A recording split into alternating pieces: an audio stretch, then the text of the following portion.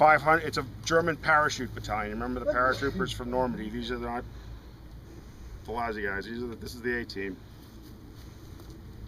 And they launch a frontal assault right up this hill. And Bauke and his men just open up. And for the next 20 hours, he holds off repeated attacks against his position. During the final attack, finally the Germans are getting around and they get into the trenches. And that's when, you know, they're popping those grenades. They're only going to have one man killed, though. Wow. They're all going to be taken prisoners. They're brought down, and they're actually held in that White House. And Bauke is there, and he's like, I blew it. I didn't do my job. And he's feeling all down. Piper comes in. He's got the King Tiger tanks in that column. He comes in, and he's not very happy. And he said that Piper took out, he had an SS officer's dagger and took it out, and he thought, oh, you know, and he just kind of like stabbed a map on the wall and just was berating this Luftwaffe commander. And so the remainder of that battalion get put on the tanks, and then they're going to continue to our next stop, which is Malmedy. They're fighting in all these villages along the way. So by the time they get to Malmedy, Piper knows he's falling behind schedule. The clock is ticking and he's not keeping up. So when they get to Malmedy, they're not in a very good mood.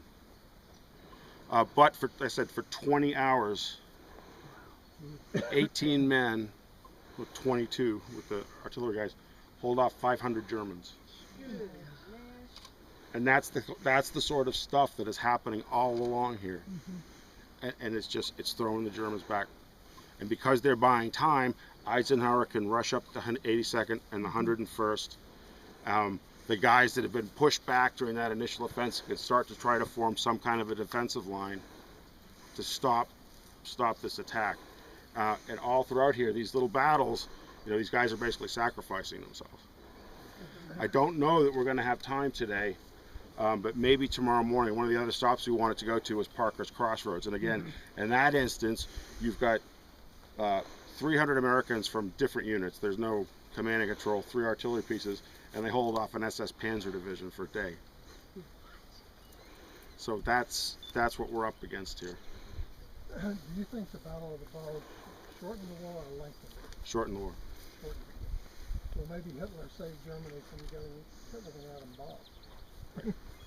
And I think that's why Eisenhower views this as an opportunity, because he knows if I can stop them, then they're all out there. But, and this is something that's only come out fairly recently, you may have read a biography of Hitler, 2-volume biography of Hitler by a name named Kershaw.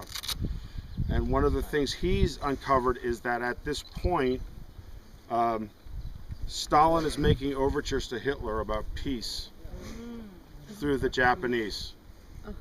Now at this point, Hitler's not the most rational person on earth. He had made peace with Stalin temporarily before, and there's nothing that says he couldn't do it again. And remember, at this point in the war, we've come ashore finally. There's a second front, but we're stuck in the Siegfried Line. We just got our hat handed to us at Arnhem. And if they're able to have a successful offensive here, even almost a limited successful offensive, maybe Stalin's going to say, you know, you guys just are not going to get it done.